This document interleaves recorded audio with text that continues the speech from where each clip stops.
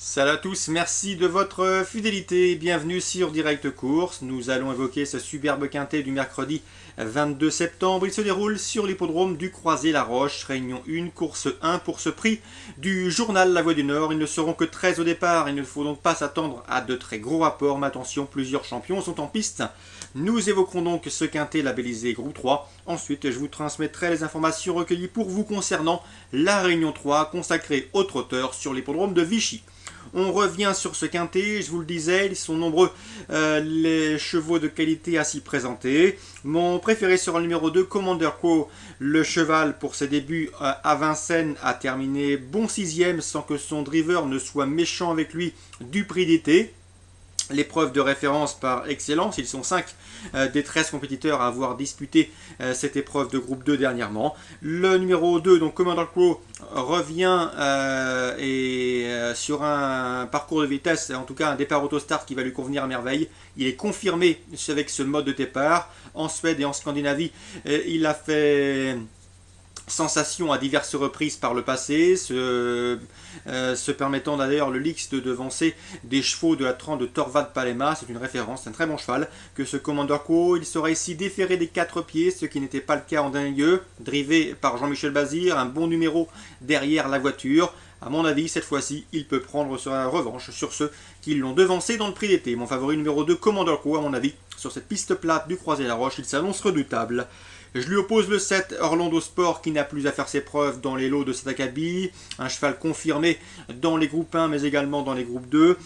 Sachez bien que lui a terminé 5e du prix d'été. C'est un redoutable finisseur. Une allure sélective va une nouvelle fois favoriser ses intérêts. Il a terminé 3e du prix René Vallière. Un groupe 1. Sachez également qu'il a remporté le prix Chambon-P, le prix Kerjak, 2 groupes 2 disputés au premier semestre. Bref, difficile de lui reprocher quoi que ce soit. Je place en 2e position ce numéro 7. Ensuite, j'ai retenu numéro 4, Nelumbo, un véritable guerrier. Il a encore mis son cœur sur la piste en dernier dans le prix d'été pour se classer 4e. Franck Blandin sera une nouvelle fois à son sulky, c'est l'entraîneur, le cheval déféré des 4 pieds pour l'occasion. Bref, une nouvelle fois, Nelumbo devrait terminer dans le quintet gagnant. C'est une base solide. Donc mes 3 préférés, 2, 7 et 4. 2, 7 et 4, mes 3 préférés. Bien évidemment, on ne peut pas écarter le numéro 3, Really Cash. C'est vrai qu'il reste sur 2 échecs. Le dernier en date dans le critérium des 5 ans, où le cheval s'est montré beaucoup trop tendu pour faire à l'arrivée avant de se montrer fautif. Depuis cette tentative, il a rejoint les box de Thierry Duval d'Estaing. Il était auparavant entraîné, comme vous le savez, par Philippe Allaire. Si Thierry Duval d'Estaing parvient à le canaliser, ou en tout cas à le détendre durant le parcours, nul doute que ce champion a les moyens de remettre les pendules à l'heure, mais difficile d'en faire une base au regard de ces 2 dernières tentatives. Mais n'oublions pas que ce champion s'est maintes et maintes fois distingué au niveau des groupes. Il compte déjà 22 victoires en 33 sorties. Ce n'est pas sans raison. Donc numéro 3, Willy Cash, on le rachète, mais en faire une base peut constituer un risque. Ensuite, j'ai retenu les 2 élèves de la famille Dubois, à savoir Queen's Glory, numéro 10, et le numéro 12, Rocklin. Ces 2 chevaux partent en 2e ligne, mais ce sont 2 attentistes. S'ils peuvent bénéficier d'un bon parcours, leur pointe de vitesse finale devrait faire des ravages. Et en fin de sélection, sans en faire une priorité, le numéro 6, Olga Dubivets, autre atout de Fabrice Soulois. Fabrice Soulois qui se mettra d'ailleurs au sulky de cette jument très courageuse. Elle a des titres très intéressants à faire valoir, malheureusement. Pour elle, ce n'est peut-être plus la jument d'antan. Et dans ces conditions, je l'envisage plutôt en fin de combinaison. Donc on ne va pas trop s'élargir dans ce pronostic, je vous le répète, il n'y a que 13 partants. Donc à mon avis, l'intérêt de la chose reste de trouver l'ordre, notamment pour un quartet ou pour un quintet. Donc, mon pronostic, le 2, Commander Co, que je vois prendre sa revanche sur le 7, Orlando Sport, et le 4, Nelumbo. Ensuite, j'ai retenu le 3, Really Cash, le 10, Queen's Glory, le numéro 12, Rocklin. 2, 7, 4, 3...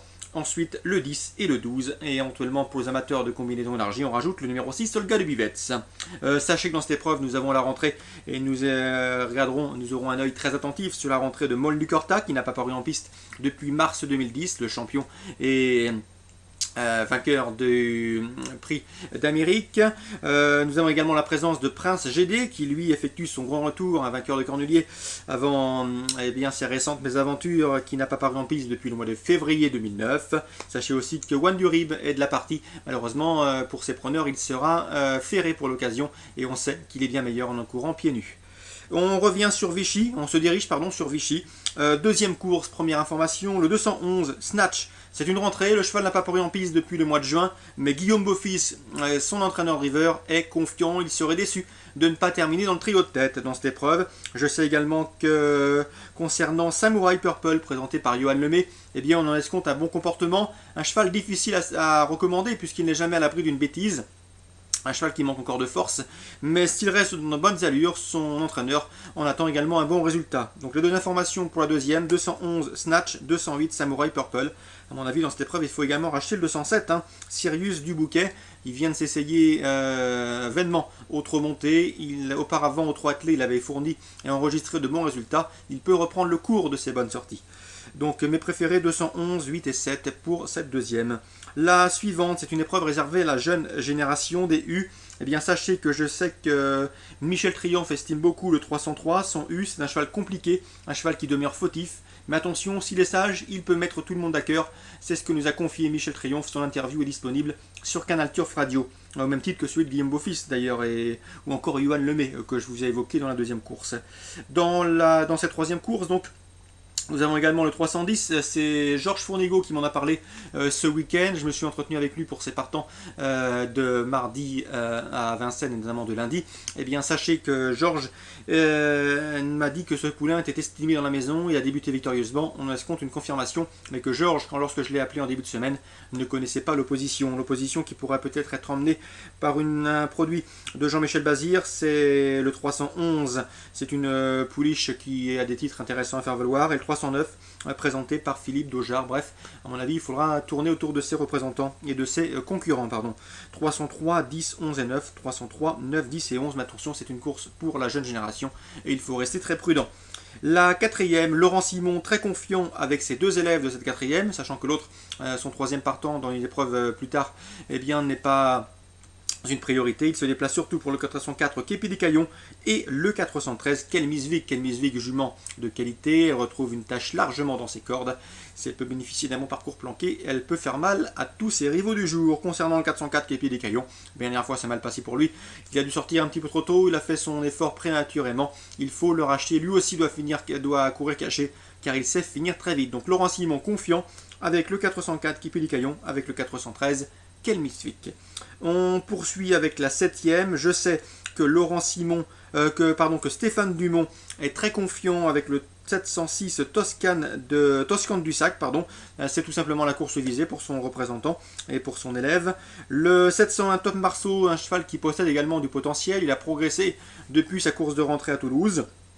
Grégory Laurent, son mentor, est très confiant. Il redoute juste un peu le numéro 1 piège derrière la voiture. Il aurait préféré un numéro en dehors pour ce cheval qui a besoin de se cadencer, de temps pour s'équilibrer dans les premiers mètres de course.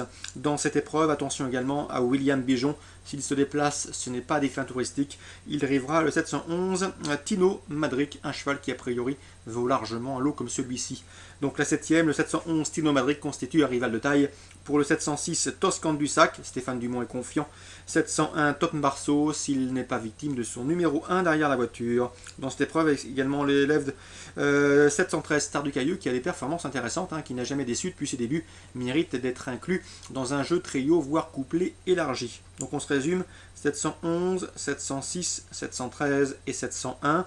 Et je termine avec la huitième et dernière. J'ai regardé un petit peu les partants. D'après ce qu'on a pu voir, c'est que le 802 et le 805, à savoir Puy de Sancy et Pensémica, 802 805, tous deux déférés les quatre pieds, partent avec pas mal de supporters et parmi les favoris. Mais attention, dans cette épreuve, il y a un cheval qui est bizarrement peu cité, c'est le 801 Kelino d'Amour. Et pourtant, sachez que ce cheval retrouve un parcours de vitesse à son entière convenance. Et à mon avis, je le pense capable de venir pimenter les rapports et il a largement sa place dans un trio d'une telle épreuve, d'autant qu'il affronte ses aînés. Donc attention au 801 Kelino d'Amour qui retrouve un parcours de vitesse à son entière convenance. Cela peut lui permettre de venir corser les rapports. Bien évidemment, le 2 et le 5 conservent une chance de premier ordre.